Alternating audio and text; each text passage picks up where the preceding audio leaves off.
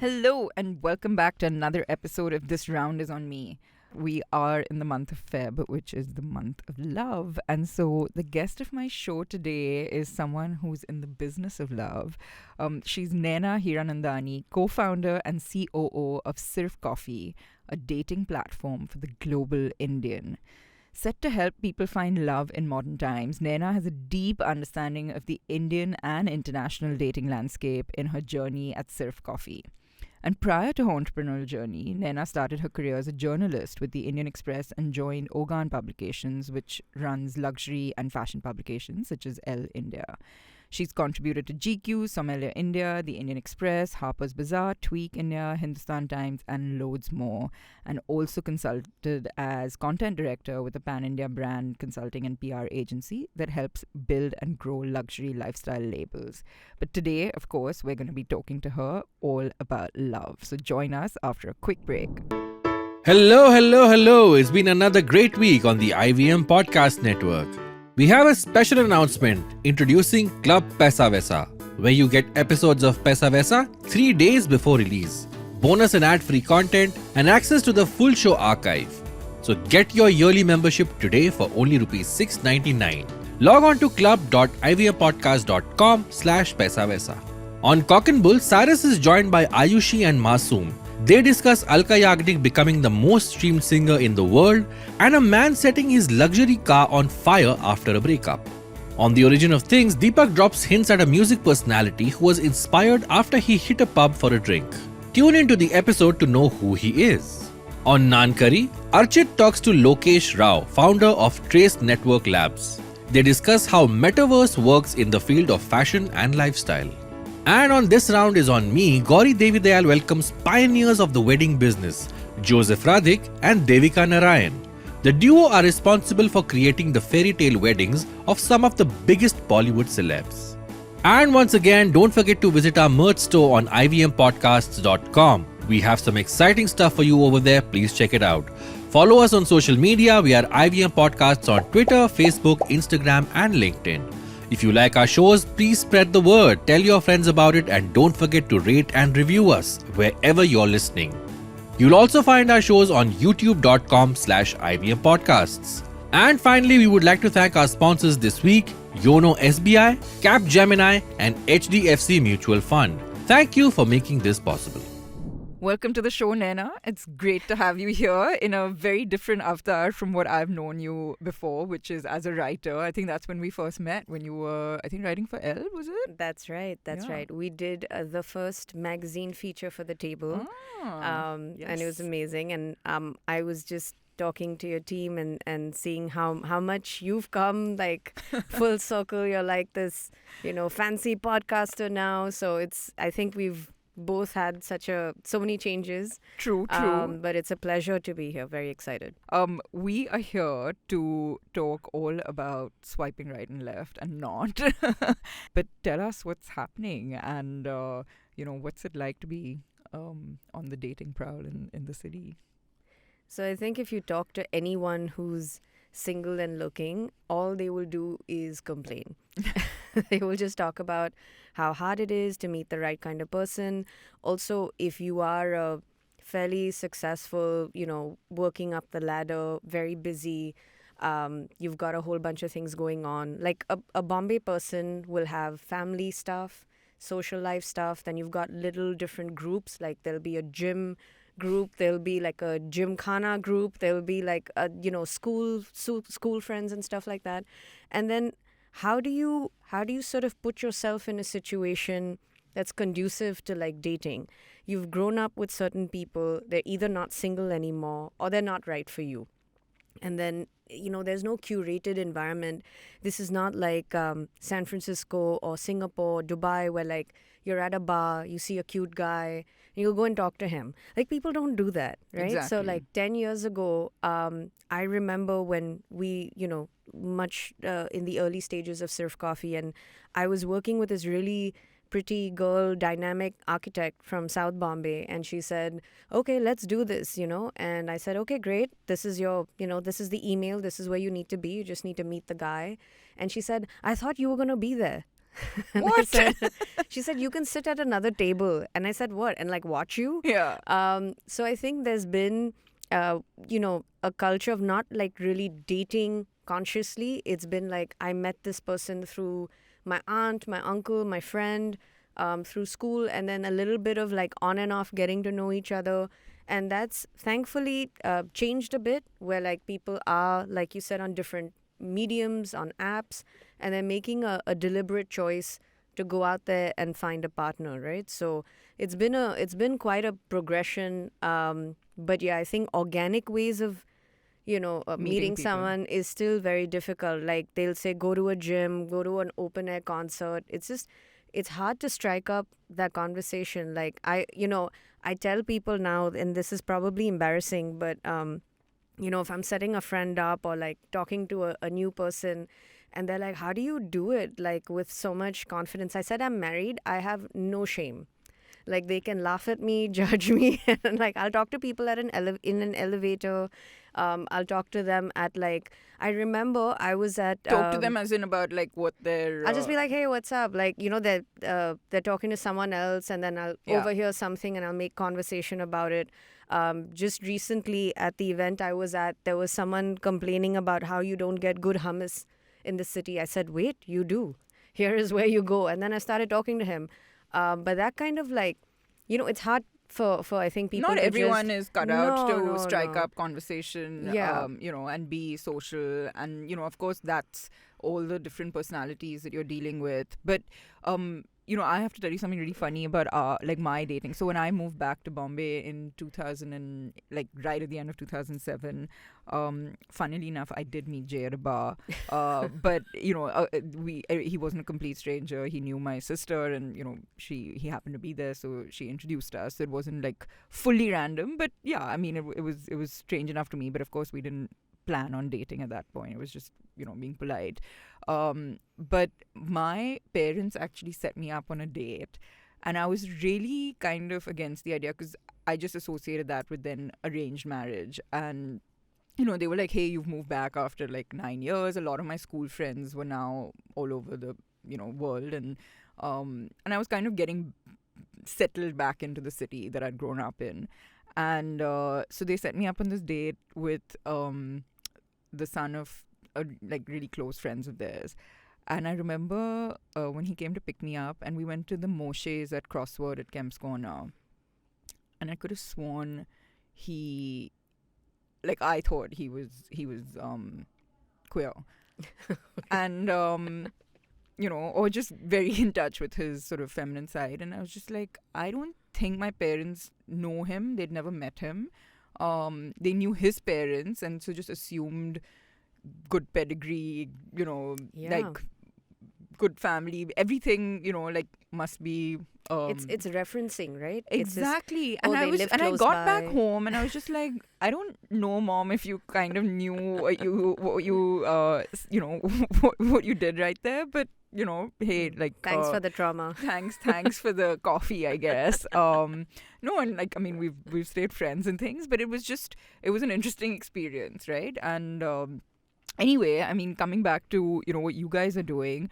So your brother Sunil started Sirf Coffee, and tell us how that idea happened, and then you being a writer then joined him. So how did all of that happen? Yeah. It's been a crazy ride. So my brother's actually a banker by profession, and very I think both my siblings have been into that whole corporate world and stuff like that.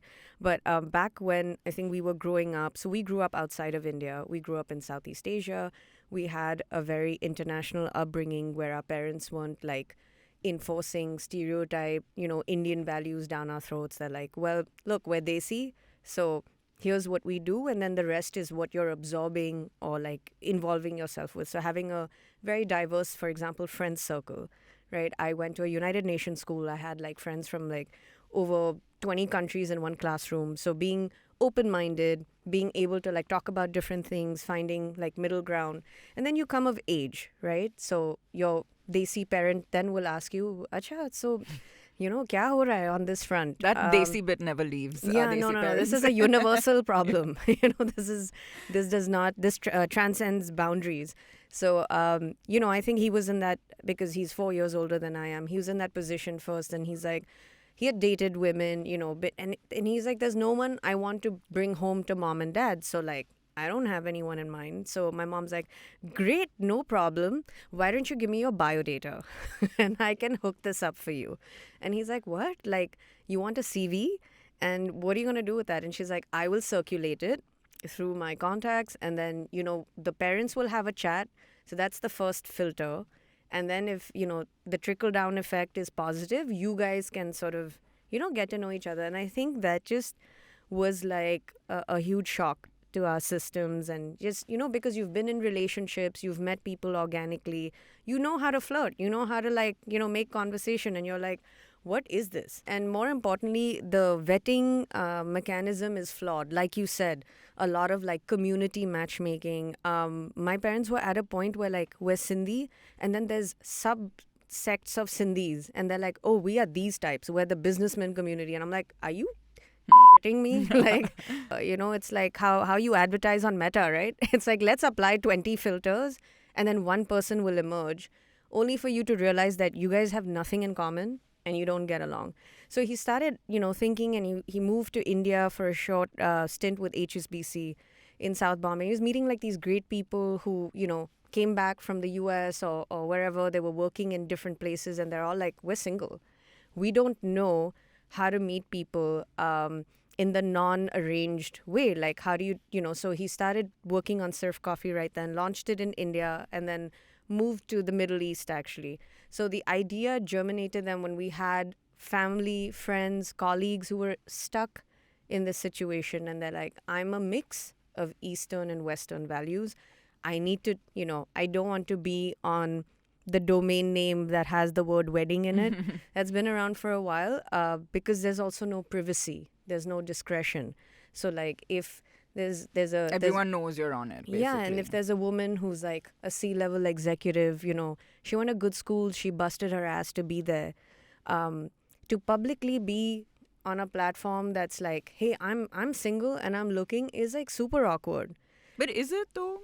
Yeah. I mean, I'm speaking like obviously not from a place of having done it, so I can't, but I'm genuinely asking, like, do you feel today, maybe 10 years ago this was different, but do you feel today there's a little bit of stigma attached to being on not just, websites, but apps, etc., and putting yourself out there? I think there still is. Like, I wouldn't be on a, I wouldn't be on a matrimonial.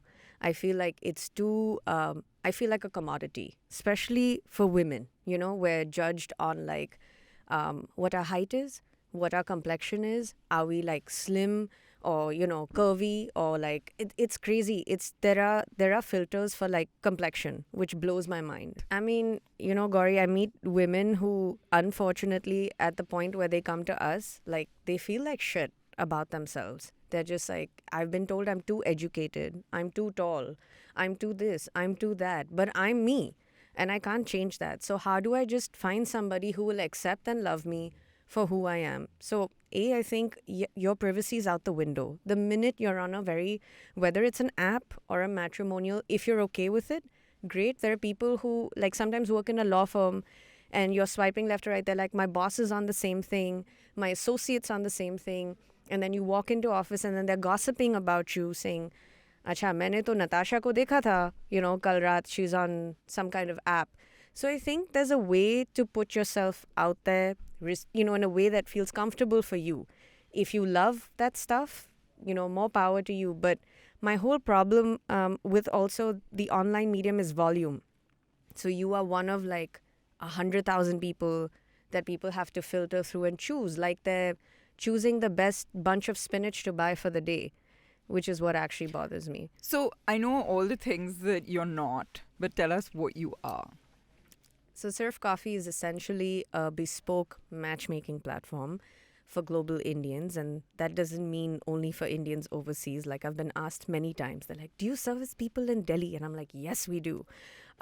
So we're a healthy mix, I think, of, human interaction, technology, but without the algorithm. So the whole effort is curated right from the time where you apply to be on the service. So it's not like, hey, sign up and we'll make this happen. We're actually one of the few services that do a bit of due diligence to just work backwards and see, are we a good fit? Just as client and service, do our minds align, right? You don't need to worry about the stars. The first thing you need to worry about is like, from an attitude perspective, from an outlook perspective, do we match? And then we have a whole process that involves an interview. And then if we work with somebody, we take them on as a member and they start going out on dates. So the dates are set up as a coffee or a drink only. No, arduous 3-course meal where like someone's, just being painful on the date. You're stuck with them for 3 hours. Yeah. And also, I mean, this will sound terrible, but I think eating can be like sometimes visually, like some people just chew really loudly or eat with their mouth open, or they're eating a messy burger and you're just like, good God. So I have this friend who used to bring all his first date. He's very happily married now with a child. But prior to that, he used to bring all his first dates to the table. A very, very close friend. And he was like, if they don't get this place or don't get the food or are sort of not, in a basically happy over there, he's like, that's my first filter. So he's like, forget all the height and complexion. His first filter is that. So yeah, it was really funny because we would keep, like, the whole team would know when he was on a date. His betting date. No, so we've set up so many dates at the table, and we usually do like a glass of wine. If it's early in the day, we do a coffee. I think the main idea is to just let things flow, right? So Sirf Coffee works as that mutual friend or like that common connection. Like if we were your sister at that bar, right, and we made that introduction, all you did is have a drink with your now husband. That's exactly what we want to simulate, right? We know love can't be manufactured or set up or forced. So, you're sitting with someone in the flesh, let them be who they are, you are who you are, and then work backwards, right? So if you're having fun, have that 3-course meal. Yeah. But then if you're not, let's be respectful and, clear the check and bounce and everyone's happy. So I think that's the idea of, the whole thing. Like, is it possible for you to really, over an interview, gauge enough about a person to be able to then set them up with somebody else? As hard as it sounds, I think it is. And it takes time, right? So I wouldn't say it's like a one... It comes with experience. Yeah, it comes with experience, and it also comes with more interactions. So you learn a lot about a person. It's like starting a new friendship. Or like if you have a customer that comes to your restaurant and you've learned a little bit about his taste, then the next time he comes, he's just like, I want to try your new menu. What do you think I'll like? And then you're trying to like base that based on what he's enjoyed or not enjoyed. And I think it works the same way because we do ask questions that are not like, hey, did you go to INSEAD or MIT? It's just like... Not the biodata stuff, basically. Yeah, it's like, hey, when you're really upset, like this is a question I really ask. When you're upset with an acquaintance, not in a professional setting, or someone like relatively, in the friend circle, but not a best friend, how do you resolve conflict? And then they start thinking. They're like, either I'll, shut down for 3 days and then I'll process when I'm in a better mood and I'll talk to my friend about it. There are people who say, I don't know, man, I just brush it under the carpet. And I'm like, okay, that's maybe your style. Or there are people who say, I might have a little outburst, but then it releases and I'm okay. I'm happy to sort of move on. Like little nuanced things tell you so much about someone. So it's, I worked with someone recently who's a very, I would say successful, impact investor. So they invest in just like responsible stuff, whether it's solar energy, stuff like that, and very senior individual. And, I was a bit nervous when I was doing the interview, and then she started talking to me. You build this connection, right? And it's not forced, honestly, Gauri. It's just, it comes naturally. And this is where I think my ties with journalism really overlap, because You're what we conducting did... an interview, basically. Yeah, it's you're getting to know somebody. And then with time, in the same 30 minutes, I realized that she's super goofy and she loves like Disney movies. She can sing along to like all the 90s musicals. And I was like, are you the same person? She's like, people think I'm a hard ass. because of the role I'm in. And she does fireside chats, right, with like these really fancy people. And I'm just like, you're so cool. You're so nice. You're so like, she's like, exactly. Normal. And Yeah. this is what I want. I want someone to love, and I want someone to love me. So if you see the basic core of everyone is the same. You can make as much money as you want. You can live in the fanciest apartment. You can travel the world, but no one likes to come home to an empty house. There is Of course. this deep craving for just somebody who will understand, respect. And that's where the dynamics have changed, right? From the arranged days. Like, the people we work with are not looking at someone as a breadwinner, are not looking at someone as, It's companionship and yes, yeah. as a social upgrade. That used to happen. Oh, you live on Napan Sea Road, so I need to marry someone within a 2 kilometer radius.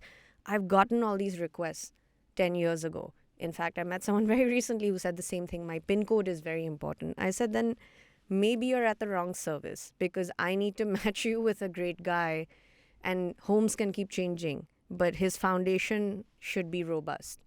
So it's quite a exercise. I'm sure. So, what you're talking about, the pin code mentality, right? That sounds a little bit more like your what we all saw on Indian matchmaking. Probably one of the most sort of watched shows on Netflix. And, I think most people watched it for sheer entertainment rather than, genuinely trying to that they sort of related to that. But that is very much also a reality in the whole world of matchmaking. So what's your take on, the fact that this still exists?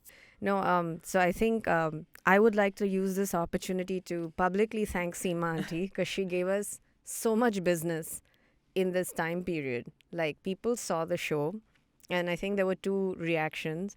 One was like, there's a lot of cringe / anger. Like, there was a lot of anger. Like, you had all these people writing blogs and articles, and like, we were contacted a lot by newspapers. I mean, all kinds of media, to comment.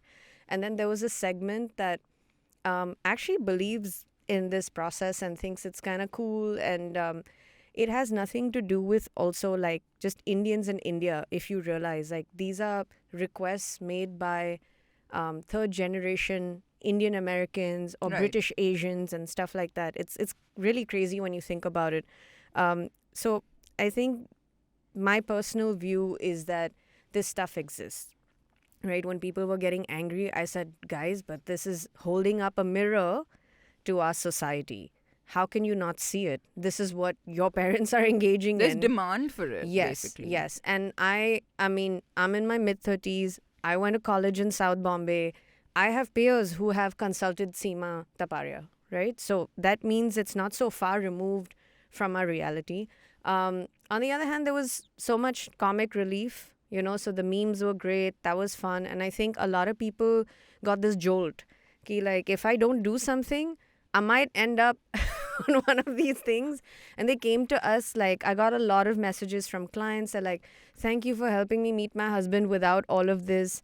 So I saw it as a light-hearted kind of phase, but I think overall it is problematic, right? But then this is how India functions, this is how Indians function, and there is a big change. There is a deep change. When I talk to people, just at a party, at a restaurant or anything, they're just like, I want to find my own partner.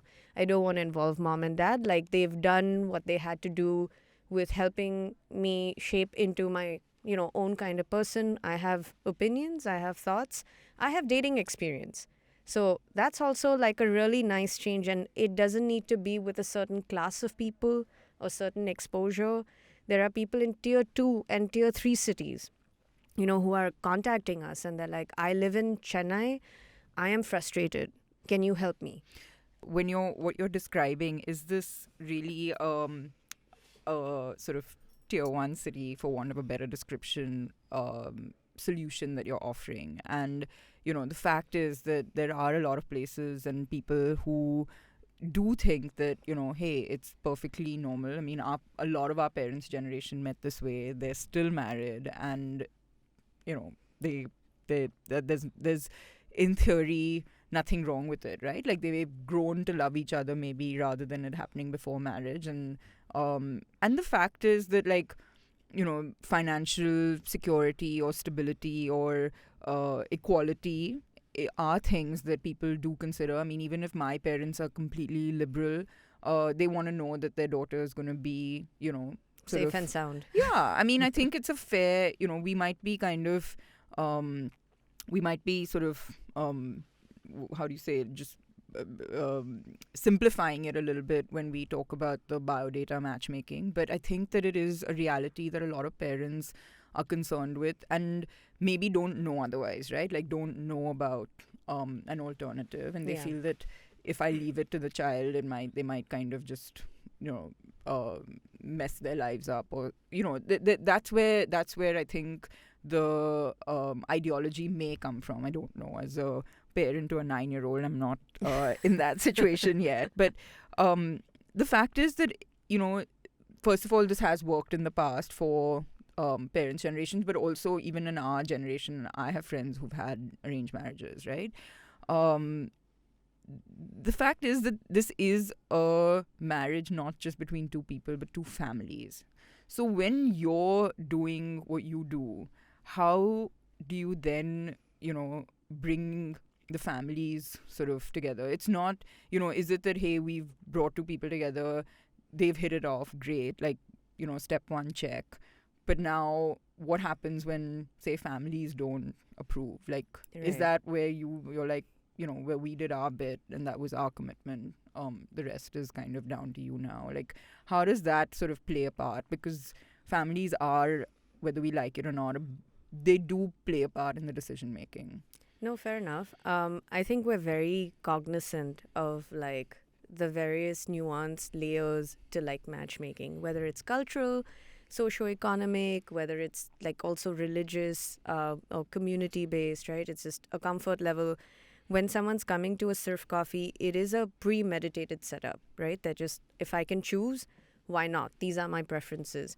I frankly think we are, at the end of the day, we are arranging dates, right? We are kind of similar to in principle, the technicalities of arranged marriage, except we're considering different things and we're doing it differently. So I think my grouse with the arranged setup when I was younger, and my parents put me through this, is like, it's not pressure free, first of all. There is a lot of, if this is a common connection, a family friend, someone from the community, there is a lot of like unnecessary talk. There's a lot of pressure, like meet 3 times, bas ho gaya, you get 3 strikes, and then let's do the roka. This has happened to like people I know, and you obviously are not in a position to, you've not even gotten to know the other person, so you don't know what doesn't work for you, right? It's the getting to know people later part. The other thing is that I still feel like it's not curated enough. So you could think like our hardware is the same. Like if I'm a Marwari from Kolkata and I'm, getting introduced to someone who lives 10 minutes away, she's from a similar family background, net worth, cultural upbringing, joint family kind of system. I work with a lot of people from Cal actually, which is why I'm very confident of using this example. I hate to say this, but like a majority of like young people that I work with whose marriages are no longer exist, they've all, when I ask them candidly, I'm like, really, what happened? Or like, what do you think didn't work for you? They're like, dude, we just thought it would work because we were just, from the same hardware, but our software was different. And I think that's very, very relevant, like with your value system. So you can be set up with someone. I've met some great people through my parents when I was younger. Mm-hmm. The beauty of the whole thing is my mom never said, Abhi batao kya karna hai? Right? She's like, okay, get to know this guy. If you're interested, let us know. And we'll get involved at the right stage. And I think that's exactly what we do, right? Is that the first thing is that you need to see if there's something there, right? There's some connection, some chemistry. We do look at, a little bit about someone's background, where they're from, what their expectation is. But can I matchmake solely through that? No. It needs to be a nice combination. The other thing is that, Gauri, I feel like with the whole arranged setup, it has worked in the past. I agree. It's maybe from the time, if you read any of the Amar Chitra Kathas, you'll see Swayamvars and arranged marriages were like happening with There are TV shows on this. TV right? shows, gods, deities, right? It's just choose a husband and they live happily ever after. Unfortunately, I feel the stakes have changed. People have changed, right? So Seema Auntie gave a very focused a lot on adjustment and compromise. They became buzzwords, right, for subsequent seasons. I think any relationship requires adjustment. But the difference is we don't expect just the women to do it, right? I think that's the key breakers. Like if you're working with this team, they have to adjust to you, you have to adjust to them, be it temperament, be it working style, any relationship. For a lot of people, your family may not be financially sort of well off, and you want to ensure that you're sort of taking care of your daughter, for example, and that, she'll be, because not everyone comes from, professional, No, working fair enough. women, and there's sort of there's a whole range of situations and, backgrounds. And I think that, again, going back to that base thought process of wanting to ensure your child is kind of Taken care of. But right? you'll be surprised, right? Everyone's intuitive and smart enough to actually take these things into account. I don't think we matchmake with like rose tinted glasses, and neither do my clients execute their journeys that way. So to give you very like real examples, like we work with like everyone on the service, whoever's with us is educated, right? Like they've done a good degree from somewhere. It's not like high school dropout, but I have 300 crores. That doesn't work, because I think there is a mindset shift. There is an exposure So are you shift. saying that someone like that isn't someone you would take on? Unless they were exceptional, like, and I think there's circumstances, right? Like I met someone amazing who was, MD of the second largest private equity real estate firm in the world. And he's like, I'm from Bombay University. And I'm like, okay. And he's like, I handle 3 regions, around the world. And he's exceptionally humble, amazing guy. And he almost embarrassed me by asking, he's like, do you think I'm, good enough to be on Sirf Coffee? And I'm like, dude, like, you'll be a hit. Not only did he find his wife on Sirf Coffee, but I think there's an awareness of also like what you expect. So he wanted someone, for example, who matched up professionally, right? Who was working, who was occupied, who had like a more open-minded mindset. So we're not saying marry someone who's at the extreme ends of what is comfortable. We all know support is important, money is important. You want to be comfortable. You want to have a family someday, right? But they can't come at the cost of like not getting along with someone, is all Sure. we're saying. There needs to be a healthy mix. So I attended a wedding last year, just at the end of the third wave, and it was a Sindhi Marwari wedding, and that's a combination I've really not seen. It's like one of those, very unique things that just worked. I went to the wedding thinking, okay, let's see how this pans out. Frankly, there was the couple has a fantastic bond amongst themselves. There's been integration. There's been time. That's what I'm saying. That's what I feel is lacking sometimes in the arranged setup. It's just like, you can't expect to move in somewhere and just like, start your life. So they've spent time introducing each other's families, being comfortable with certain things. Like, where am I going to live? If I'm going to live in Lower Parel, what kind of apartment is best suited to our needs? What is our financial planning like? People talk about all this stuff now, which they didn't. Before getting married. So when I met my husband, I actually told him, I'm on the fence about having kids.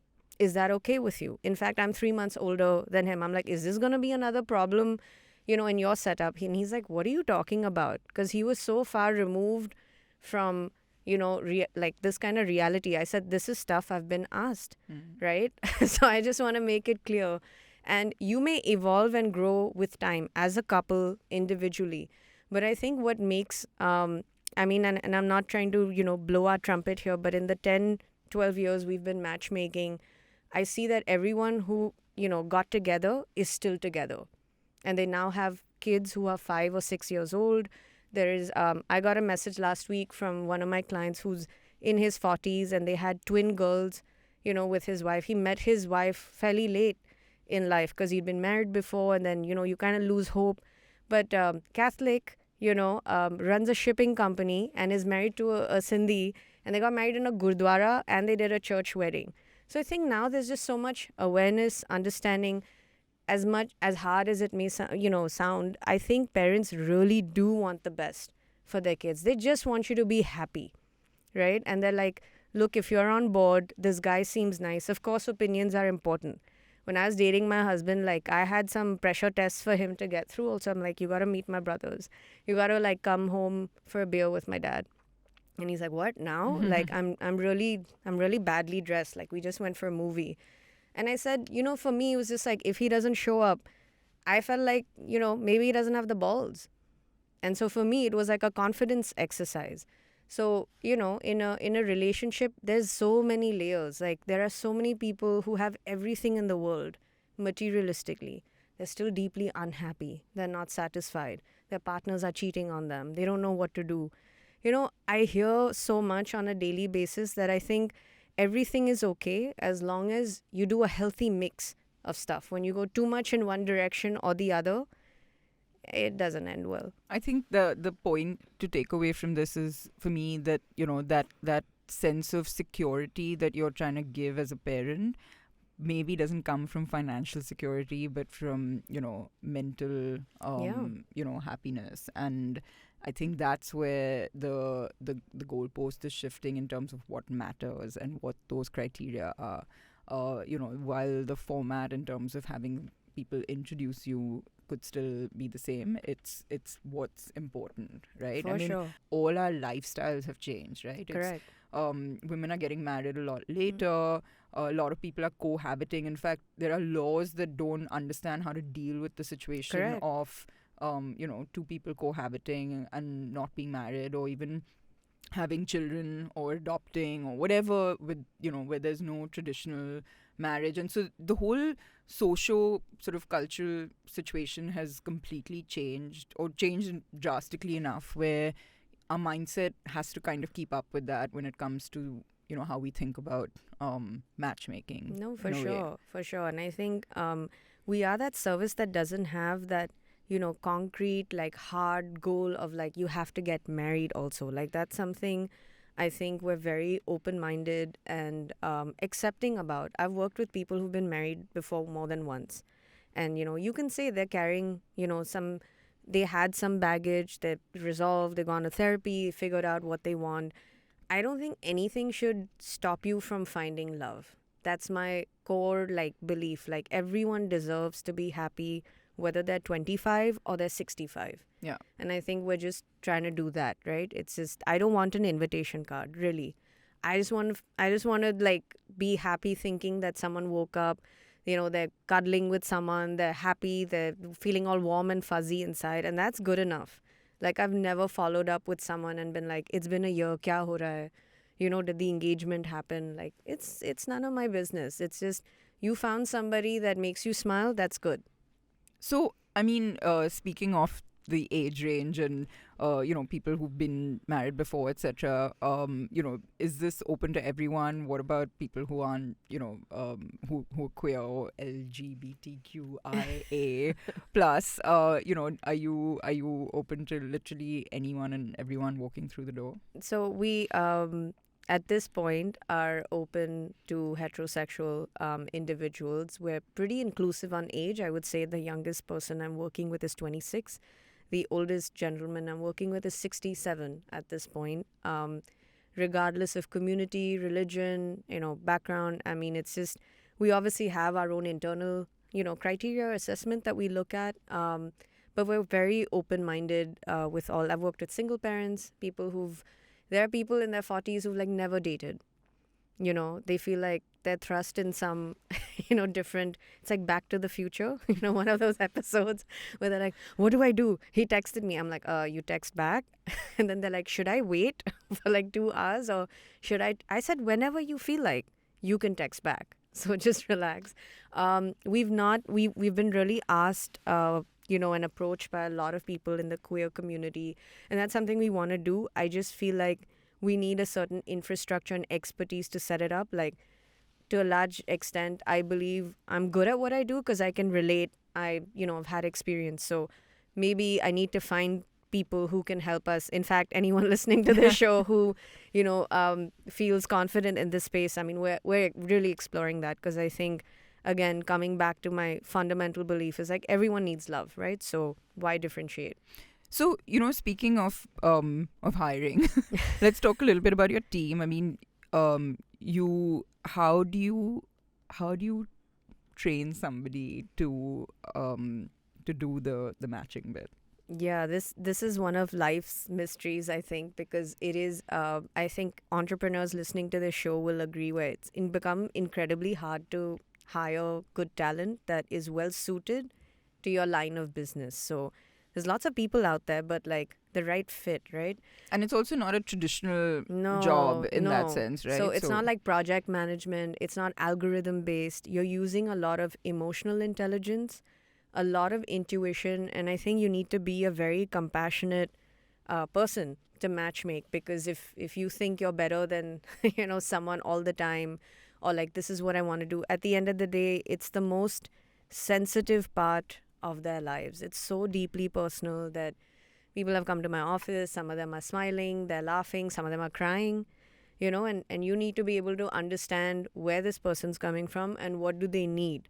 So I've been lucky, I'd say so far. It's always been through reference, or like it's, one of the people I worked with for a long time was somebody who was in school with me, who reached out over Facebook and said, I've been following what you're doing, and I think I'm actually a good matchmaker. I've set up people in my friend circle, and I think I want to make this part of my professional journey, to someone that I convinced to leave. We convinced her to leave Morgan Stanley to come and matchmake. And recently, I spoke at an event where I met one of her colleagues, and he's like, "How did you do that? I mean, she worked here for 6 years, and she was, making trader reports with Hong Kong, and like, what did you guys say?" So I think it's matchmaking is great for people who want to make an impact, right, in someone's life, in a different way. I mean, I'm not a doctor or an engineer or So anything. what do you look for? Like, how do you assess that when you meet It's someone? hard, I would say someone who is very people oriented, in the sense they can break the ice, they can listen, they can offer suggestions, they can be in tune, in sync, right, with somebody, and get a sense of what they're looking for. So I would say it's a lot of like intuitive soft skills rather than, academic intelligence. You don't need a degree from somewhere. I have in the past hired like dating coaches and stuff like that who've done, psychology degrees and stuff. But I think that realm is also a little different, because you're generating advice or suggestion. What's a dating coach? So it's just like a life coach or an executive coach. They will sort of dissect a little bit about your current, love life, and tell you how to do things differently. So if someone said, I went on like 3 dates and then this is how they ended, they will, it's a little bit of Analyze that therapy. a little Yeah, bit. and a little bit of, I think, therapize, what you're thinking. But I've realized that, and everyone these days is also very self-aware and mindful. I think that's a great change from it's been spurred by the pandemic, right? Like, it was that time where you really sat down and you thought about your life. What do you want? What are you doing? Is this, Introspection, yeah. it's the free existential crisis you didn't ask for. And then you're just like, does this mean anything to me? Like, I could have a really well paying job. I could, be living the life with friends and stuff like that. But what am I actually doing about myself? How am I sort of, so I think a good matchmaker can support you through the journey, can curate matches, and all of that's fine. But you need to sort of have your ear to the ground with people, right? And that's a very difficult skill. And I think the wonderful thing is we also sync and work as a family. So matchmaking's done collectively. People think, oh, it's Naina or it's Rachna or it's Nivedita, someone on my team. We talk about our clients every day. So we feel, weirdly enough, that we're internally married. We know too much about each other and how we're thinking. And we have a very objective debate. So if they say Sanjana should meet Amit, I can very much walk in and like say, but tell me 3 reasons why you're doing that, and if we're not convinced, we're shooting that idea down. Because I think you have to be very careful with someone's trust, right? The first time they go on a date, super excited. Second time, the endeavor is to help them find someone in the least time possible, not keep it going and dragging, right? You get dating fatigue is real, just like anything else is. You get so sick of it, then you swear off you're like, I'm going to delete all these apps on my phone. And then 3 months later, you're like, should I? But, I mean, coming back to what you've been doing over the last 10 years and how it's sort of, you've got over how many thousands of We've people set that up you've... over 10,000 dates. We actually tracked, we had a lot of free time in COVID. So I think we revamped our website. We ran analytics for the first time. In fact, I discovered just the last year that went, over 40 people formalized their relationships, and I was aware about it. So there was a ring on the finger, or marriage in the last 1 year. Yeah. So on average, how many people does someone date before they find something that is a little more lasting? Oh no, this is very since you were speaking about analytics. it can be very extreme. Like, there are people who've been with us like twice or thrice, and they're still looking. It's not happened for them. And there could be so many personal reasons to that as well. I feel like, as much as I love everybody who's on the service, there are people who are overly analytical. They want to nitpick like little tiny things, like, oh, she's 1 year older, I don't want to meet her.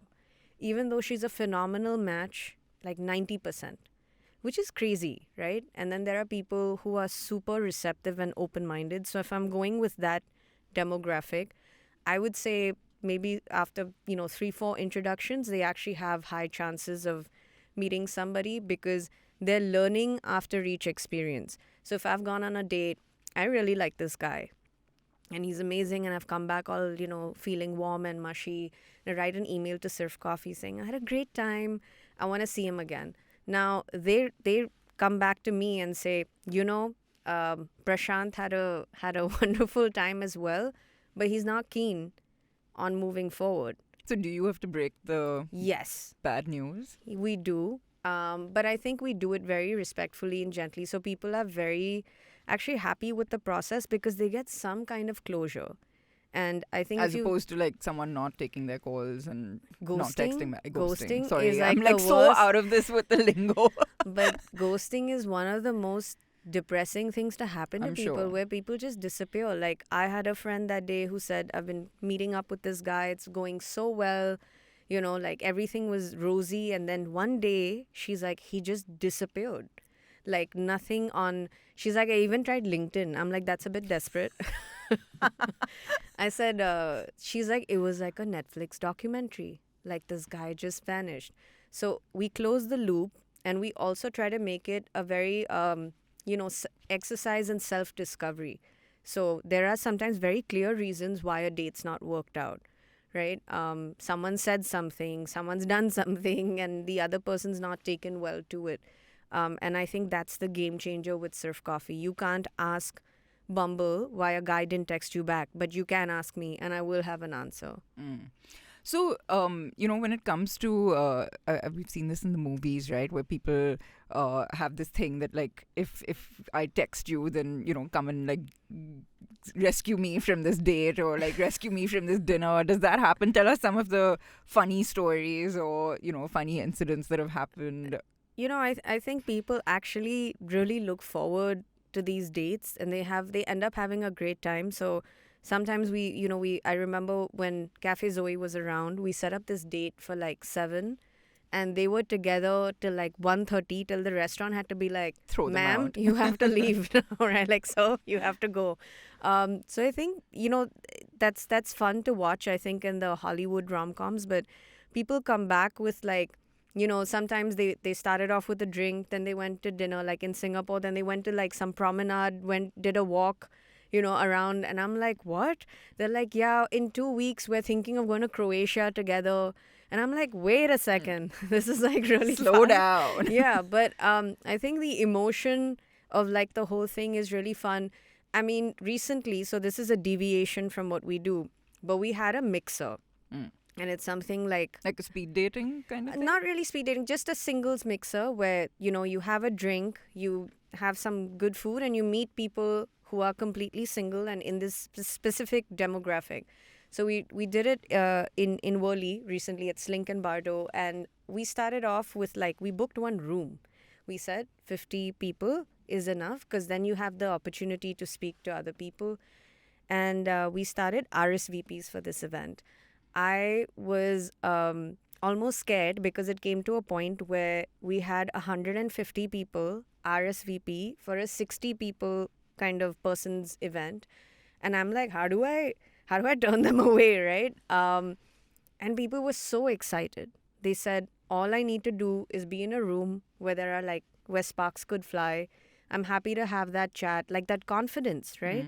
That we were talking about earlier. It's very much there now. They're like, I just need to meet someone who's open-minded, cool, educated. So you need a forum that Yeah. allows for this Yeah. interaction. Which And I got the feedback I'm coming because Sirf Coffee is organizing it. If there are 100 things, if you just Google this stuff on Book My Show Insider, people aren't going for that stuff. But they're like, if something's curated, you've taken the trouble of vetting, and we do that with our own, it's a reference point. It could be LinkedIn, it could be something.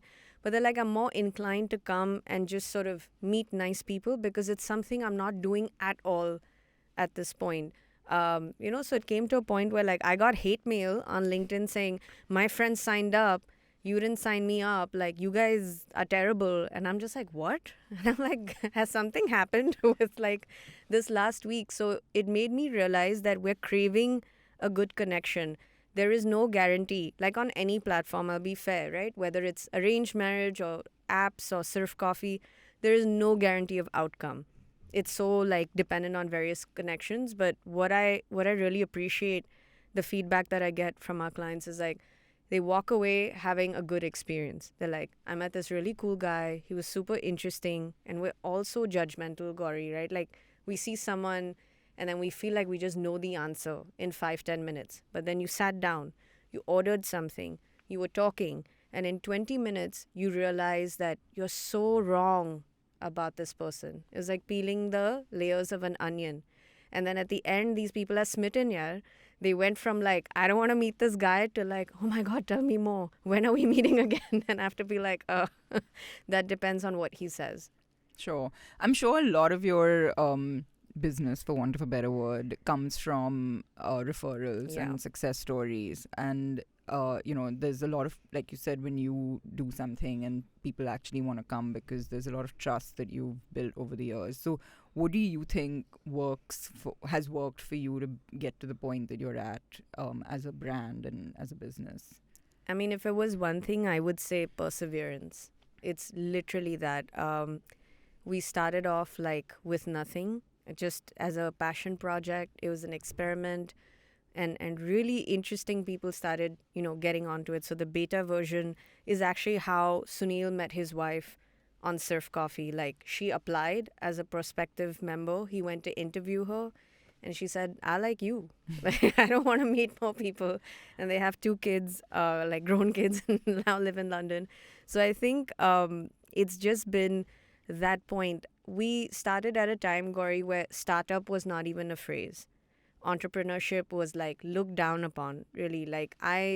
As much as I love some of my friends, they were just really, they're you want to quit a job at ELLE that people are dying to work at, right? And you have such strong mentors and opportunity and had traveled the world and met amazing people such as yourself and done so many wonderful things. They're are you sure you want to leave everything behind for a dating service? And there are people literally who laughed at the concept. They were just it's never gonna work. How will someone put in their information online? Can you imagine that line today? Where it's if you wanted, if someone wanted mouthwash in this room, you'd go on Instamart and use literally use your phone. Online. Everything is online. And I said, yeah, because I really believe in what we're doing. And I think it's hard to do that. It is challenging. There are days where you're am I on the right path? Is this going to work? And then you see the validation slowly, right? So it comes in really beautiful things. Like I've never had a PR person on Sirf Coffee. It's been like, we've been in the best magazines, print. We've been like, we were actually approached by Netflix for the second season. You could have been the Seema Tapaya. Unfortunately, I think our clients, so they wanted us to bring on our clients as well. And they were all just dead against it. They're like, Naina, for you, anything, but not this. They're like, I can't be like a caricature on like, I'm like, guys, okay. Like, it's just something we were asking. But to do all of that, sometimes I open the papers, Gauri, I read about someone and I'm like, that's my client. And I feel so proud, like out of everything they could have done, they came to us. So I think credibility, reputation, you just have to, I think, put your head down and work. And work hard. Like it literally till you eat, breathe, sleep this job. Right? So it becomes so part of your personality that the minute someone, like matchmaking is cool now. Right? I walk into a room and they're like, what do you do? I'm like, I work at Sirf Coffee. They're like, oh my God, it's so cool. I'm going to look it up. I have like 5 friends that should do this. But like at that time, people thought you were insane. Right? And I think one of the mentors I had in college said something really nice to me. She said, if you do what you love, the money follows.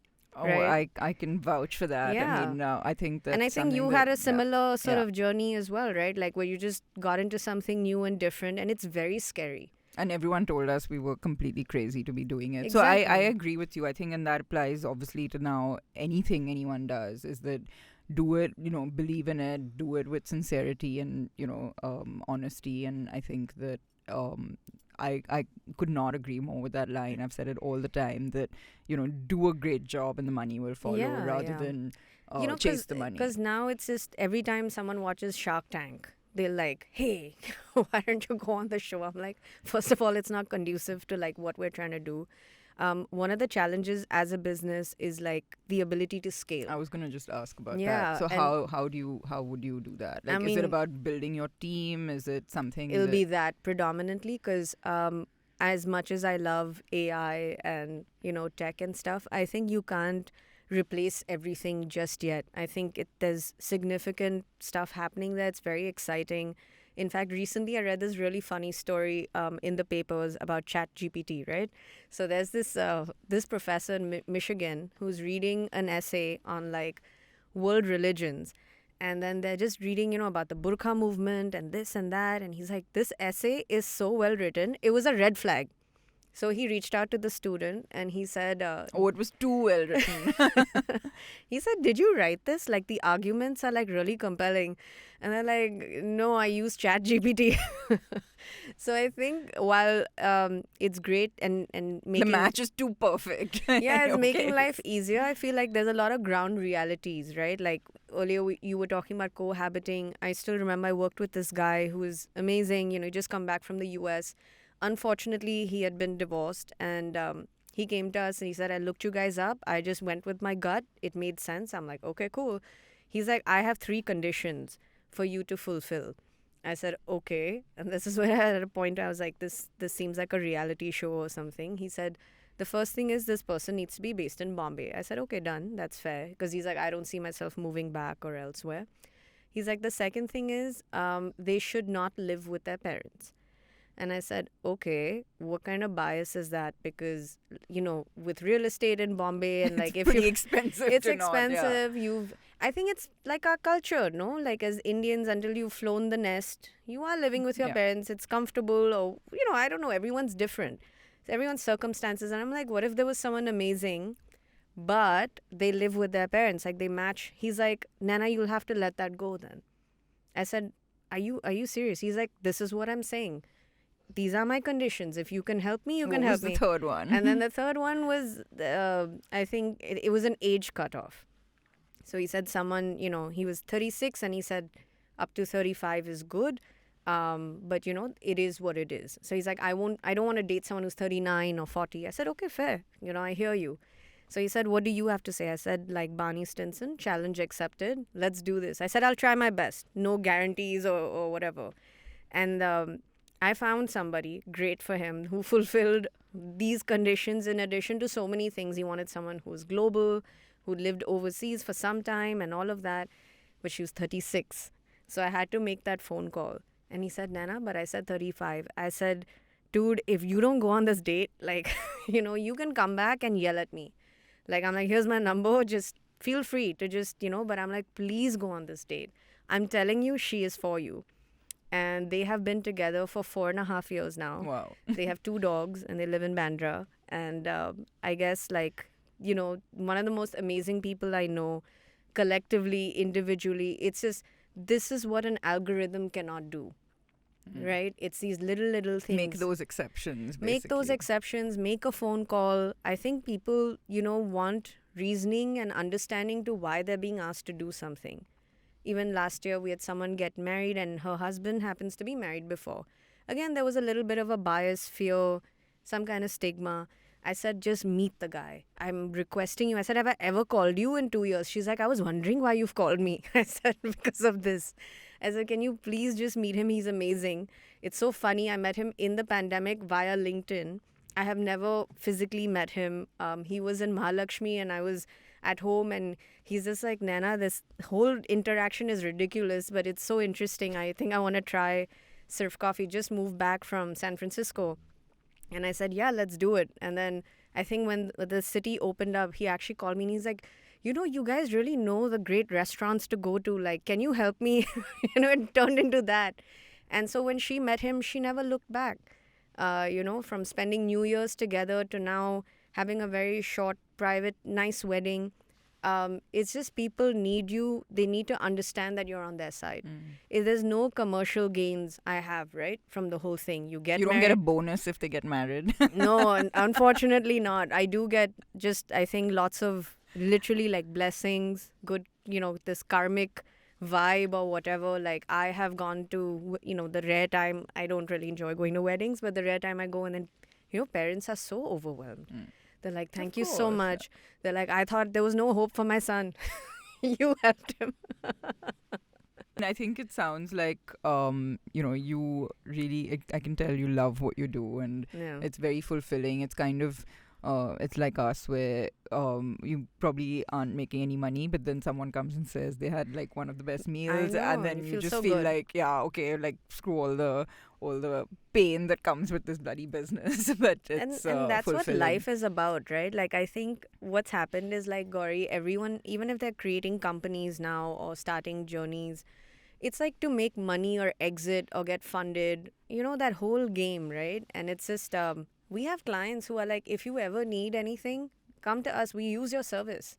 And I'm like, that means so much to me. They're like, blindly, you just tell me what you need and I'll help you. I said nothing. Just tell, if you enjoyed the experience, tell 5 people. That's all I need from you. So, for all the people who haven't yet come to Sirf Coffee, can you give 3 dating tips maybe? For a first date? Yeah. Okay. Go for that. Yeah. So I would say the first one is, to sort of really make an effort. I feel like, whether it's just being pleasantly sort of, groomed, coming to something with your best, right? Not like this is the last thing I want to do today, or it's like a really low, task on my list of priorities, but I have to go because my friends set me up or something like that is really not appealing, so make an effort, like, be all in, basically. Yeah, put on your favorite song, dress up. Like if you need to, I don't know, wash your hair and straighten it, do it. It's okay, right? I think we're too caught up in the whole, I will be as I am. But no, I mean, it's a first date. So like, please smell nice and, just show up on time. Just show up on time. It's little things like that really change the game. The second I would think is really be a good communicator. I feel this is a struggle with so many people, regardless of, it astounds me sometimes. Like if you're going to be late, message someone in advance. Just let them know, you're kind of not starting on a bad note. Regardless of whether someone's on Sirf Coffee or not, if you've met someone and you do or don't want to see them again, I think you should communicate. It just, I think people take it really well.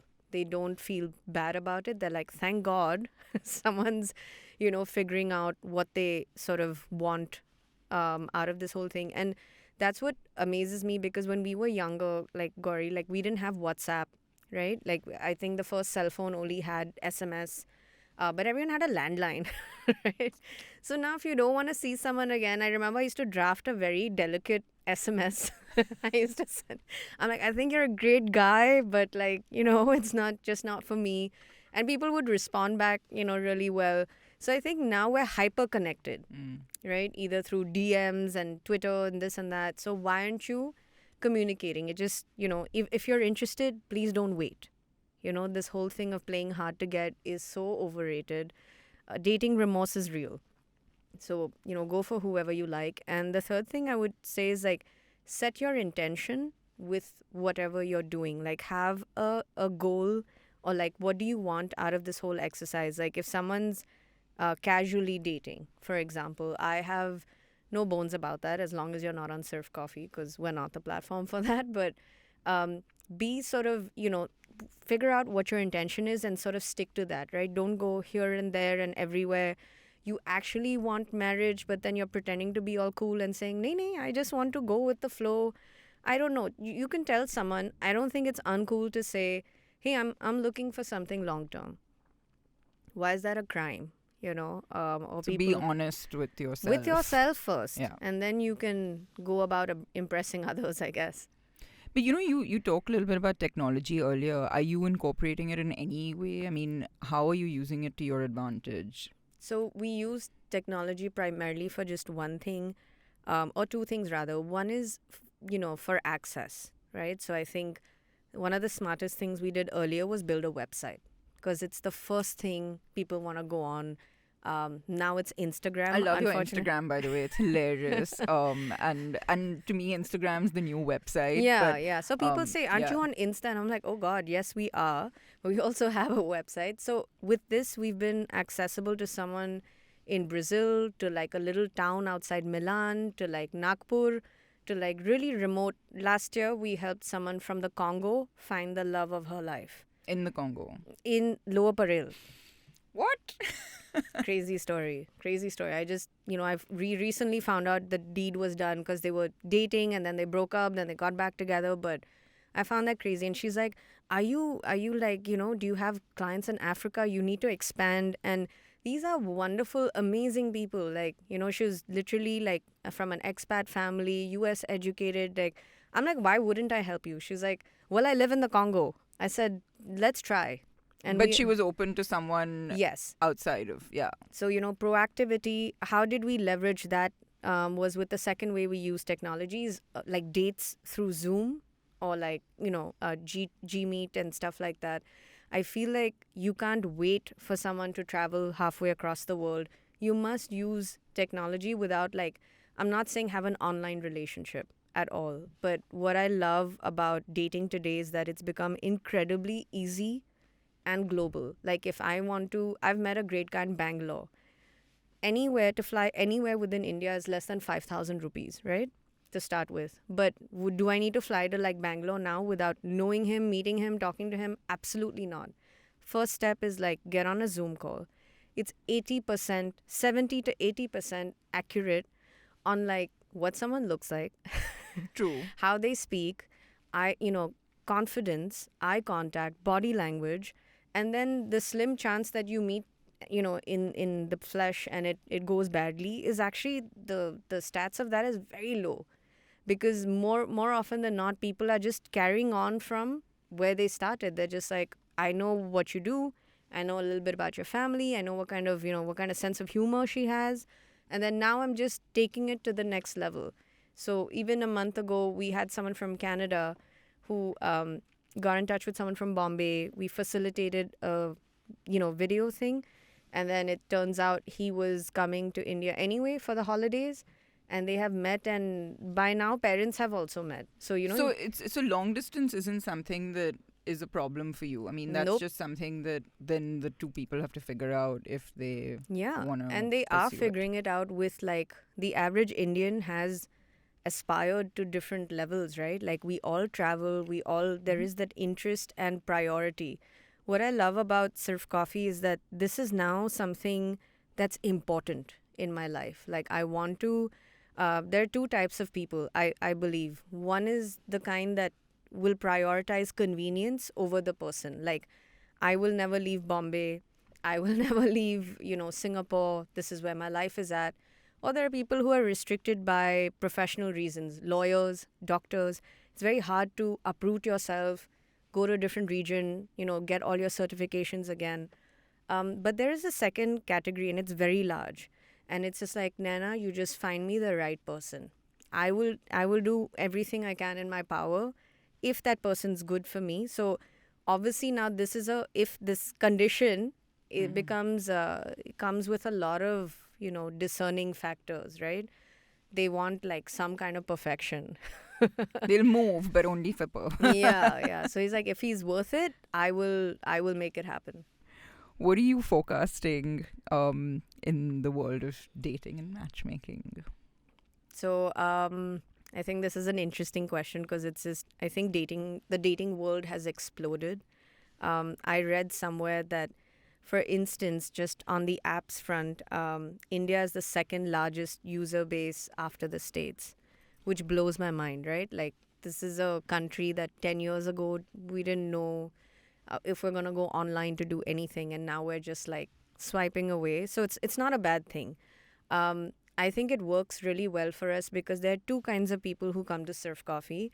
One is the kind who will never do any of that and will directly come to us. They're like, look, I'm a private person. I don't want to go on a date every week. I want quality over quantity. Can you help me? So that's the first kind. Then the second kind is, I have tried everything, Naina.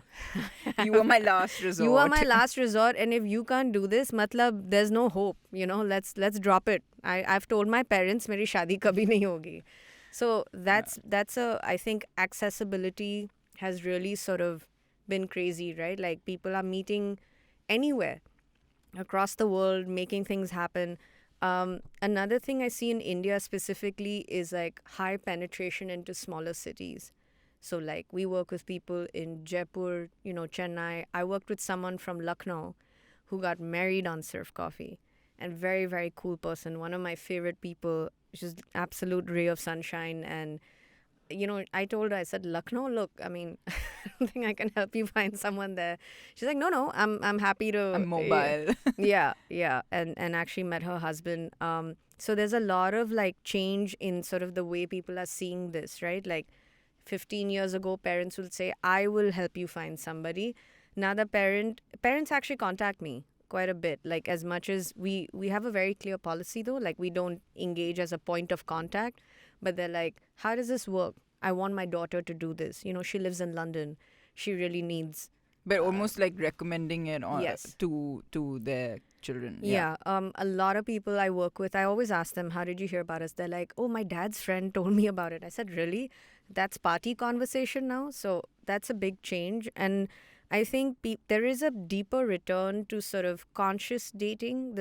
May sound ridiculous, but it's actually, I do notice it's a trend as well, and is something that will become bigger, is where people are able to distinguish like what they want from a certain relationship. So the long-term meaningful thing is like probably the only way maybe you and I know, because like that's what we grew up with. And then now people are just like, well, I want something, there's something called, weirdly enough, ethical polygamy, where that's something they want and their partner's okay with it. And that's something they're doing. So it may sound like Greek and Latin to the rest of us because I've only known one way, which is like, hey, you like someone, you date them, then you fall in love and you're happy. I mean, that leads to many other journeys. But in this department, which is the long-term space, I feel like people are now very, very self-aware about like what they exactly want out of this. So I worked with a single dad from South Bombay. He was 55 and he said, I'm not really looking to remarry per se. I do want commitment. I want an exclusive relationship with my girlfriend. I will be there for her in every way. Please don't misunderstand, but please don't be like, agar sign nahi kiya, so nothing's real. And these are people who have kids, responsibilities. If by some stroke of change they want to get married someday, great. But I think that's really a huge thing now, where you're not ashamed or afraid to speak up about what you want. the whole, the horizon of possibilities is broadening. Has gone Yeah. next level. Like there are terms, and sometimes I need to check with my team. I'm like, what does this mean? This is a new word. They're like, yeah, it means, like, because we're not, I think culture changes like so quickly every 5 years, right? First, it used to be like a decade, the 90s, the 2000s, and now it's like every 5 years there's something new and strange, and you're just trying to like wrap your head around it. I'm sure. I have to ask you this now from a vested, I have a vested interest in this. So, one is that how do how do people split the bill on these dates that you set up? Do you always say that you guys have to go 50-50, or do you leave it to We don't say anything. I'd like to see how that dynamic plays out. So there have been women in the past, and sometimes this has surprised me, but I don't know. Everyone, they're like, he didn't, when I said let's do 50-50, he said yes. So I said, but and that was the test. That was a test. It was not a real question. I said, you asked him to, and then you felt bad that he said yes. She's like, yeah, he should take the whole thing. And I said, wow, aren't you one of those people who said you wanted like full equality but jokes aside, I think my husband tells me this is a real litmus test. He's like, if this is someone you want to see again, you'll always take it. And I'm like, really? He's like, yeah, that's why I didn't let you pay the bill when we first met, even though it was for drinks and stuff. And I think just from a very base level, I think if you've had a few drinks and then had an elaborate meal, you should offer just from a... You mean as you should offer to go like 50-50? on a first date, like if you've I think the fact is, and I'm like completely like... pro equality and all of that. Much you like to be taken care of. Yeah, I think and at the heart of it, we're all, it's not that it'll break the bank to do it. I think it's just the, it's just that feeling of... No, like it's chivalrous. It's nice. I think at the heart of it, like no matter how feminist we all might come across, women say it. They're like, yeah. oh, he held the door for me, he waited for my Uber. Like they notice these little things. And I think there's a way of like, I remember on my third date, I told my husband like, okay, like you gotta let me take this because now this is feeling weird. Like you can't pay for every date. But yeah, we let people figure it out, because we see how that pans out at the end of the date. So a few women have brought this up. They're like, "Arey, he didn't even take the check. I'm not interested." I'm like, okay. And my second question is, how do you pick the place?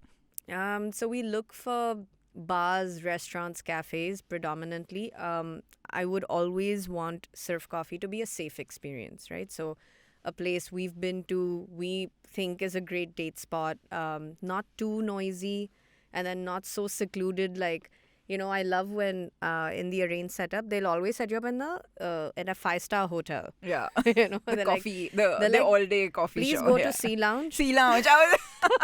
Sea Lounge is like notorious. Have chai. Have like... it's almost fun to just go there once in a while and just watch and observe all the... You will crash a number of arranged marriage setups at that hotel. I remember once my dad made me meet this guy from Dubai. And... again, I was like very, rebellious and feisty, but I'm like, chalo, no problem. I dressed up. I was, looking nice. My parents and there were 9 people from his side. And they were like just my parents and me. And I'm like, how is this a democratic process, right? So went to a fancy ass place and my dad was like, I must take the check. I'm like, oh my goodness. Yeah. We have spent 40,000 rupees on like random people we're never going to meet again, which blew my mind. But really nice sort of, I think, quaint, charming places that allow you to have conversation. We usually make sure there's like options. Like if someone's not a big wine drinker, they'll have something else to do. But yeah, it's been great. And yeah, like I told you earlier, we've like in Kolaba, we'd pick the table. Although it is hard to get a reservation. Let me put it on very funny. Official record. But yeah, just some place where you can have fun, right? So nothing too loud or no nightclubs. Obviously. No, yeah. like, yeah, because that stuff's insane. And I Are think, there any nightclubs even left in Bombay? I don't know, like lounges that play Yeah, like yeah. mind-numbingly loud music. And I always tell people you have to be responsible for yourself, right? So please don't do shit that you don't think makes you comfortable for anyone else. And I think so we've been fine. We've been good so far. It's really funny. Someone told us the other day that, and I don't know if it's the Guju arranged marriage formula or what, but they were like, the fourth meeting always happens at the table, and if it happens there, that means it's a deal. It's the deal is sealed. Oh. Yeah, and so they were telling, and Jay and I were just like, what? Like, this is sort of next level. That's a new So one. it's an understood thing that when you go there, it's Now we're yeah, fine I dining. know, Now yeah. So we're now, on. so that means we're on. So it was hilarious. But listen, this has been so enlightening, so much fun, and I think you're doing the world a great service by bringing people together and helping them find happiness, if not just love. And I kudos to you, and I wish you all the very best. Thank you so much. And Thank I you. also can think of like about 10 people that Who need to right get now on during there. this conversation that I'm going to be like, call right now or whatever, email or whatever. No. yeah. Thank you so much for this opportunity. It's been a pleasure. And how can people reach out to you? The website. If that's too old school for you, then Instagram. We have offices in London and Bombay, so there's numbers, there's emails. Just reach out if you have a question, if you want to know anything, and we'll always get back to you. Great.